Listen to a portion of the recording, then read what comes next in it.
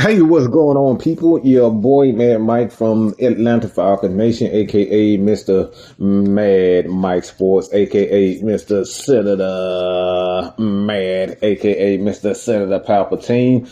What's happening? I got a series of questions from three people. Curt ATL, Keyshawn Vlad, as well as my boys. Um, Dee Sloan, like I said, I appreciate everybody for continuously supporting the brand, Madmike Sports, Keyshawn Vlad, Curt ATL, as well as Dee Sloan. Appreciate the comments. Continue to leave your questions in the Ask Madmike segment. These are the three that I picked for this week. So if you guys want to be featured in this video for asking the question, and just going to go. All right, he was asked for my top 5 wide receivers. Okay, so the first one, I don't think anybody can kind of get this misconstrued. This dude is definitely one of the better wide receivers, and arguably the best wide receiver in the game right now, and Tyreek Hill. Okay, so the first one, these are my top 5. And I'm going to give you exactly why. All right, the first one, Tyreek Hill. I don't think anybody need any explanations as to why Tyreek Hill is the best wide receiver in the game. I personally think he is. I think he's the most explosive. I think he gets touchdowns. I think when you look at Tyreek Hill on the field, this dude is an absolute monster. 1,799 yards, literally a yard away from 1,800. 13 touchdowns, 119 catches. So you look at him, man, going from the Chiefs and lighting it up with the Chiefs, winning the championship with those guys, and then turning around with Miami and doing the exact same thing. This dude is a freaking nightmare. You line him up against anybody, he's going to give you hell. So Tyreek Hill, as a speed receiver, what he can bring to the table, man, is second to none. So Tyreek Hill is the first one. Second one is a guy that I believe to be a lot similar in not necessarily the toughness or his game, not so much the toughness and what he brings to the game. It's just, how he plays the game. And around St. Brown, 1,500 yards, 10 touchdowns, 119 catches. This dude just reminds me of a lot like Hines Ward. How he's tough in the middle of the field, how he, runs his routes. He's very reliable when it comes down to attacking the middle of the field. And he's what we call a modern day wide receiver. A lot of these receivers don't do a lot of their damage, on the outside, although he can play on the outside, but he does most of his damage in the middle of the field. A lot like a Wes Welker, Edelman, Julian Edelman, with the Patriots and whatnot. Also reminds me of my very own mentor and brethren, and happy birthday to Terrence Mathis. But Terrence Mathis used to do a lot of his work on the middle of the field too. So, like I said, man, if you just look at what St. Brown can bring to the game, I think he's getting paid somewhere between $30 million guaranteed. So he's doing a very good job of, just being that offensive weapon that Detroit needs. And St. Brown is just a tough guy, man. Good route runner, he reliable hands, and he is the number one target, in my opinion. No disrespect to the tight end that they have there, but he's very good. So St. Brown is the second one. Puka Nacua. Okay. I was kind of hesitant to bring this guy up because obviously I'm the type of guy, if you got to give me 3 years of consistency when it comes down to this NFL play to be on my list. But Puka, I just like the way that he's tough. Again, another one of those tough wide receivers that reminds me of the game like a Hines Ward. These guys are tough in the middle of it. He's physical. he's almost like a running back and a wide receiver's body. Um, and the type of things that he does, catching off the screen, slide, like this dude can do it all, coming around on end arounds and whatnot. So he's just a tough physical wide receiver, and I love these tough physical wide receivers. And Puka Nacua, with his numbers, 1,486 yards, 6 touchdowns, 105 catches, man, I don't think anybody can deny that he, very good as a wide receiver. So Puka Nacua is the third one. The next two is going to be a little bit more on the side of, the veteran side for the most part. So Mike Evans is my guy. I don't think anybody would be to look at Mike Evans and say, yeah, this dude is arguably, the best or one of the best wide receivers in the game.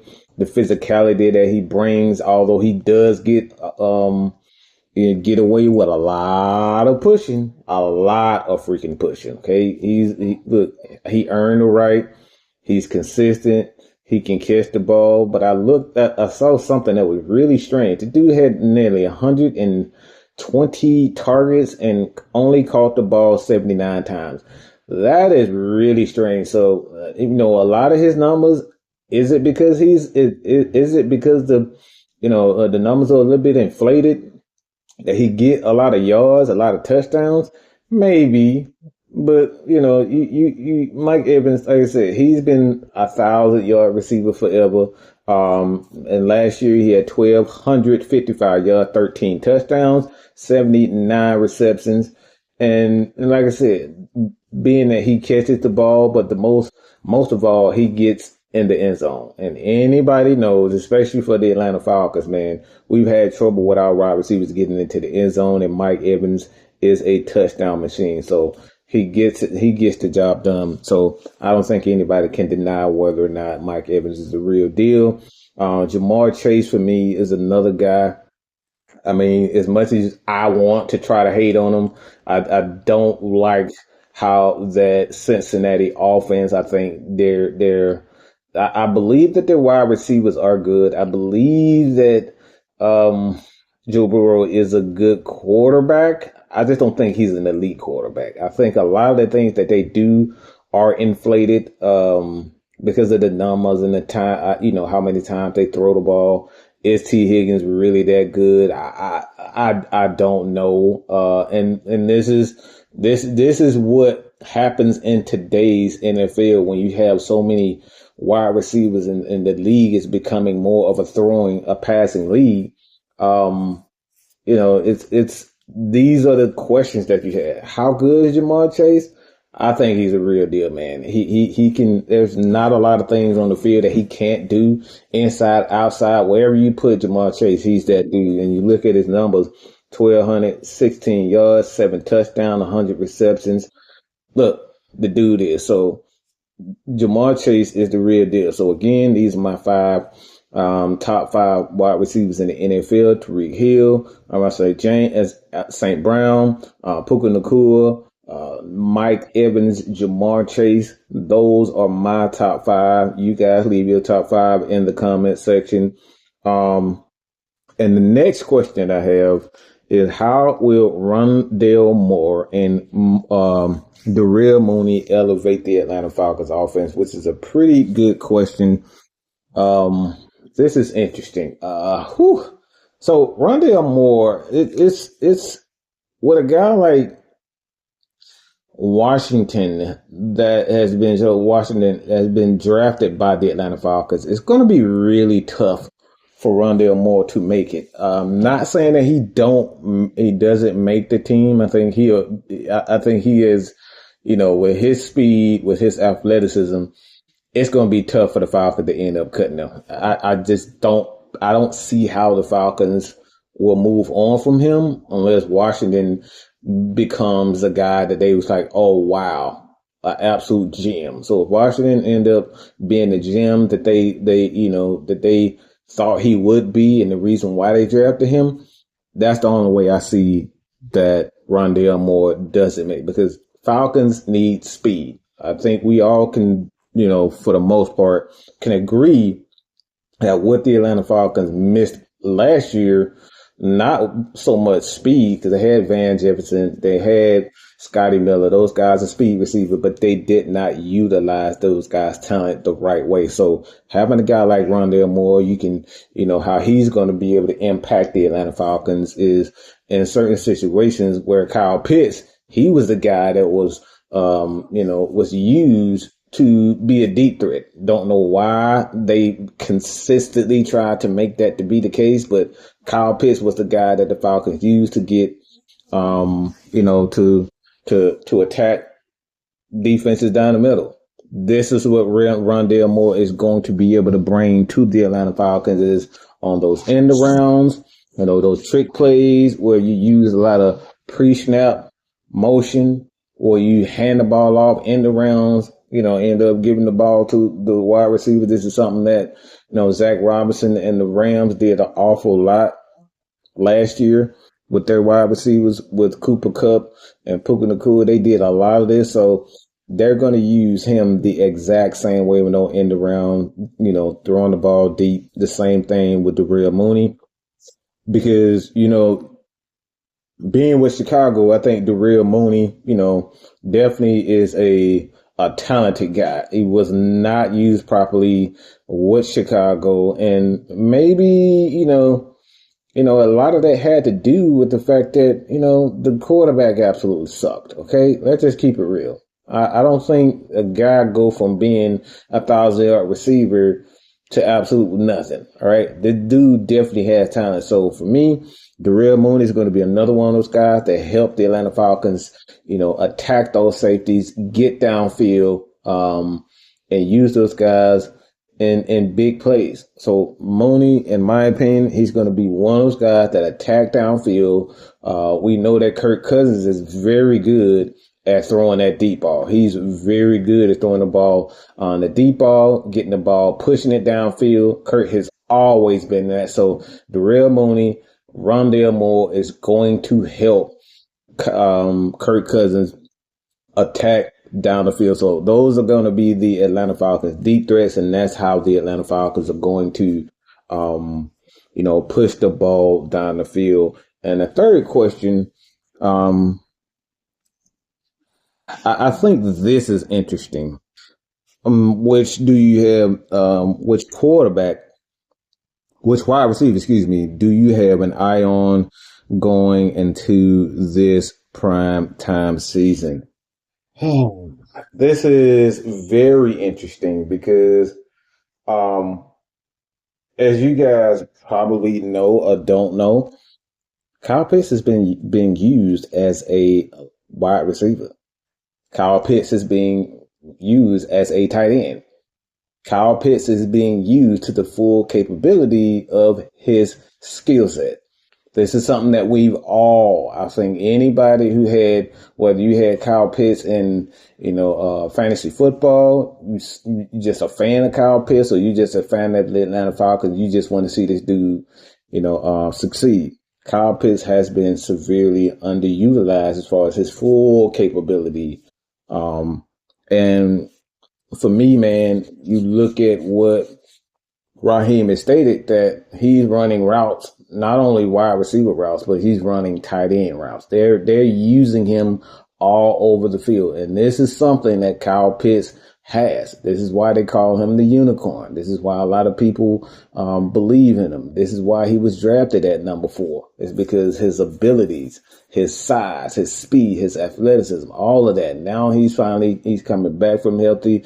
He looks a lot healthier running those routes out there, getting, on the sideline, using his abilities.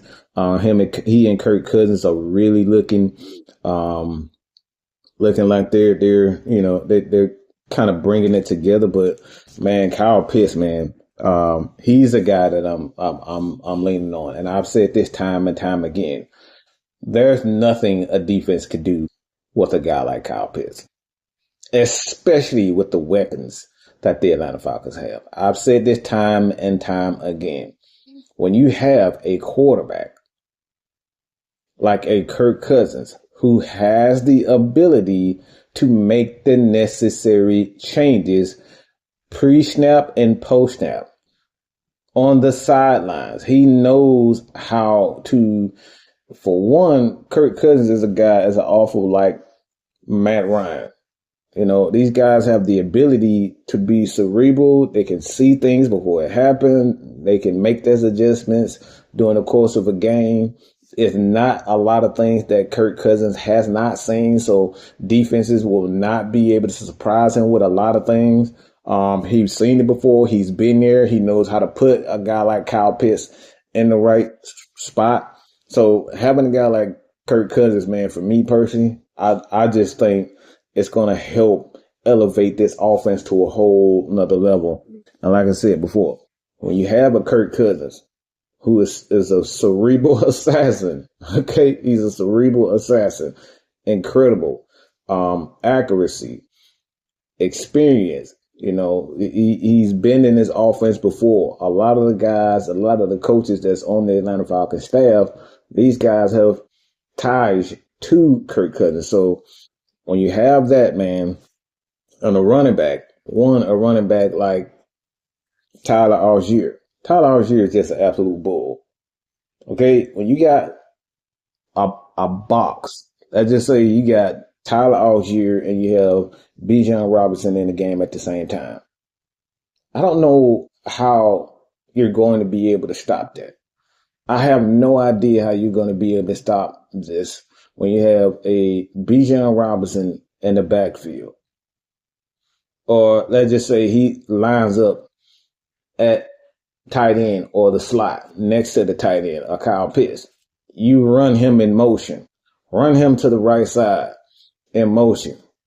You have Tyler Algier in the backfield. The tight ends are blocking, the wide receivers are blocking. You decide you got two options. You either hand the ball off to Tyler Algier, or you can, call an audible and just like, hey, the slot is wide open. Let's get Bijan Robinson the ball in the slot. He takes it. He makes a linebacker move because there's not a lot of linebackers in the league that can be able to, they stick with the guy with the Bijan Robinson. Or let DBs, linebackers, safety. It's not a lot of people. We've seen this dude juke and run through a lot of tackles. So having a Bijan Robinson in the backfield, having a Tyler Algier in the backfield at the same time, man, I just don't know how you'll be able to do that. And then you got a guy like Charlie Warner, excellent blocker. He's definitely going to be the guy. I don't think the Atlanta Falcons are going to want to see Kyle Pitts blocking as much as he did last year. In my opinion, I would have never had him blocking as much. That's why you have blocking tight ends, because you want those guys to block. I don't want a lot of my big time weapons, especially if Kyle Pitts is more of your receiving threat. I don't want him, I do not want him blocking. I'm just sorry. I know a lot of people probably disagree with the fact that Kyle Pitts, if he's a tight end, if he's a football player, he needs to learn how to block. Yeah, that is true. But if he's better, if he's an elite pass catcher, even an elite, athlete, why the hell am I wasting his talent blocking? I don't want him blocking. Okay. I don't want Kyle Pitts blocking as much as he did last year. Block when it's necessary, and not putting the emphasis on, guys that's coming in the league and not knowing how to do those things. Not what's up. But I want Kyle Pitts in the best position possible, and having him, Bijan Robinson, Tyler Algier in the backfield, and you got all three of those guys, the real money on one side, and then you have a guy like Drake London. Again, these guys stay healthy. I just don't know how the Atlanta Falcons will be stopped. This offense will be a problem for a lot, and I mean a lot of teams, including San Francisco 49ers, Dallas Cowboys. Guys can get after the quarterback. I just don't know how you'll be able to stop these guys. So these are the quarterback. This is the wide receiver that I'm looking for the Atlanta Falcons. Going into this season, man. And again, if you guys have any more questions, I will post I reposted on the community tab. So if you guys like these formats, if you want your question answered, please leave your questions in the Ask Madmike segment, and you will be featured in a video. I have another one for Christy. I have not forgotten about you, Christy. I will do a breakdown on the offensive line. I truly appreciate everybody for continuously supporting your boy Madmike, and this is all I got to say about that. Hit that subscribe button, man. Also, if you guys have not already, look, man, we're moving. We have the podcast, we have Spotify, Apple Podcasts. Find Madmike Sports, find Atlanta Falcon Nation on your local podcast streams. Again, Spotify, Apple Podcasts. Love to have you guys. Your questions are premiered on those particular podcasts. But like I said, at the end of the day, this has been your boy Madmike. Continue to support us. Hit that subscribe button if you like this format. If you want your questions answered, that's all I got to say about that, man. Also, tonight, the originators got something special for you guys. A continuation of a conversation that we had on the regulators. Check it out. That's all I got to say about that. 6 o'clock, the new time, 6 o'clock. 6-man K-Styles with the 6-man Chronicles at 6 o'clock. Madmike and the originators. Okay, 6 o'clock. That is our new start time. We getting ready for the season, baby. Also, if you have not already, get your tickets. Hit Miss Maggie up on social media so you can get your tickets for the Red and Back event. We'd love to see you guys there so we can sit there and have a conversation one-on-one with the great one, Madmike. Senator Palpatine, Senator Mad. That's all I got to say about that. I'm gone, baby. Deuces.